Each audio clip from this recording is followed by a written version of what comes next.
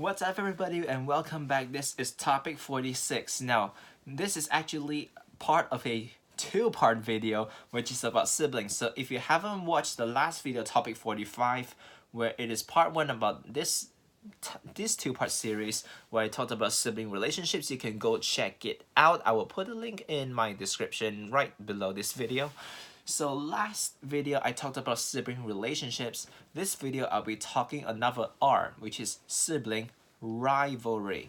Now, as long as there's siblings, there's always comparison, and it's either you comparing with your sibling or it's your parents comparing amongst the two, three, four of you, or maybe even more, but you get my point.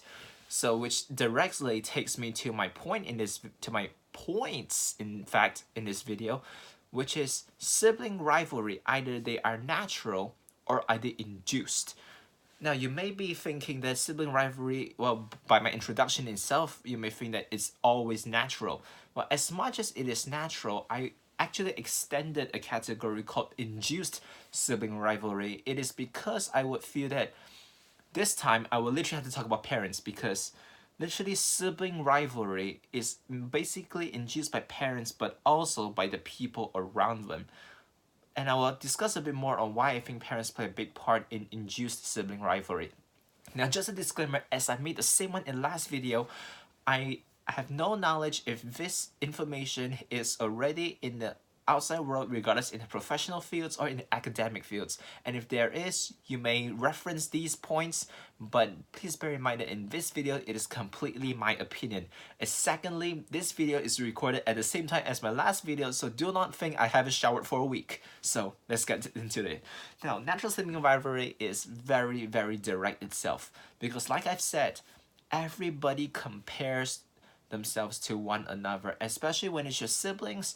It can get pretty petty, especially who's the one who can please mom and dad more. It's very natural, so don't feel bad if you and your sibling have rivalries at the pettiest things. And I think I mentioned in my last video also, it is these pettiest things that make growing up with a sibling all that more amusing. And sometimes many people would look back at their sibling life from when they were children and laugh about saying, you know, it's kind of funny how we used to argue with these kind of things. So you get my point. Natural sibling rivalry is something that needs no effort, is naturally there. And I would say it is something that is healthy. Now, we always know that everything that is natural is something that is healthy. And the reason I would say that is because often so, sometimes sibling rivalry is what it encourages us to improve. And if you think it from a healthier mindset, in fact, not really in a majority mindset, if you choose to improve yourself in order to beat the other person, it's actually doing more good to you. Because imagine you are enhancing yourself, and whatever you gain, especially when it comes to knowledge or skill, nobody can take that away from you. So if you try to beat the other person by improving yourself, it is always a good sign. And it's not just between siblings, but of course in rivalries with your friends or with your teammates, it applies the same thing.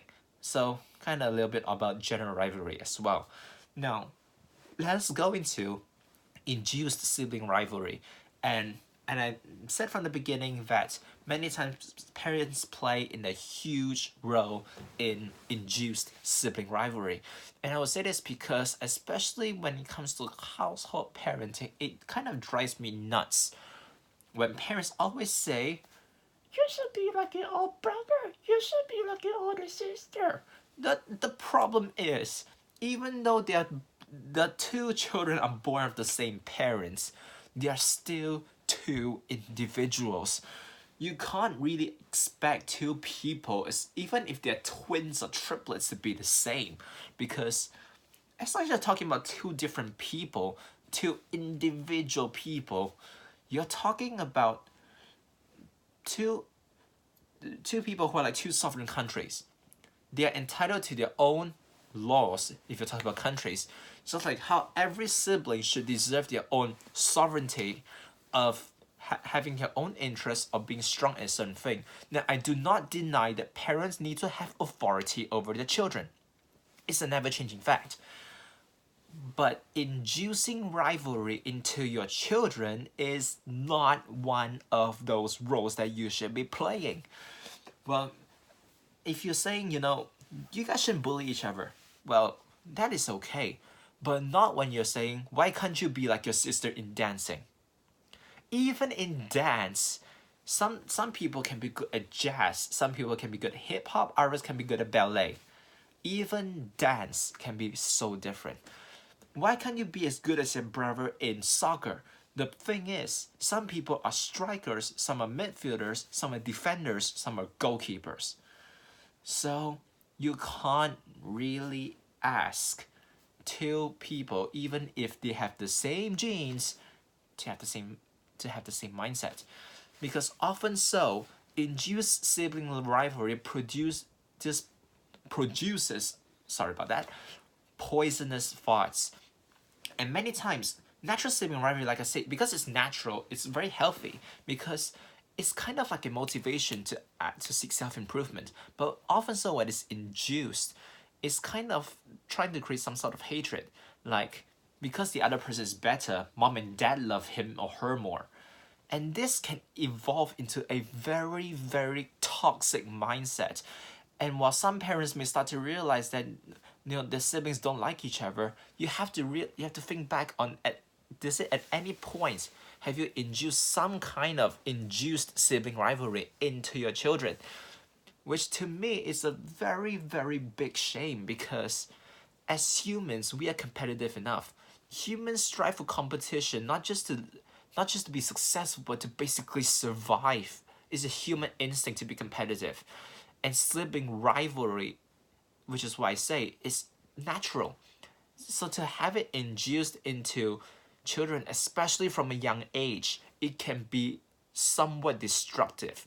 And even if it doesn't destroy or cause any destruction, it's going to, related to the last topic, evade relationships, where you can see cases where siblings texting each other in the same room, or even worse, they'll grow up and say, I don't have a relationship with my brother or sister. I don't really know who or she is. And it's very, very painful to see this, because it's fundamental. Like, and kind of a conclusion to my last video, and somewhat of a new point. Family relationships should be a fundamental to a person's development before they got to society. Because like they say, families are individual compartments to a large community. So basically, the first people we interact with is with our own family. So if we can't even get that right, how are we expecting our next generation to be striving in the community level? And while some people, yeah, they have good community relationships and bad family relationships, but remember, such people do not have sufficient motivation and backing, which is why you can see some people can fall so hard but they can never get up. Family is everything. Siblings is another. And of course, you may argue me and say, some people, they don't have a good family relationship as well, and yet they climb out. But remember, even their spouses are also family. And while it's a bit deviating from my topic of siblings, but because it's towards the ending, I just trying to make my point. Sometimes we gotta see things as the big picture, where this topic of siblings is kind of like a Google Maps zoom in. So I hope you enjoyed my two-part video, and you can tune in to my next video to see what topic am I going to do next, and I'll see you on the next one.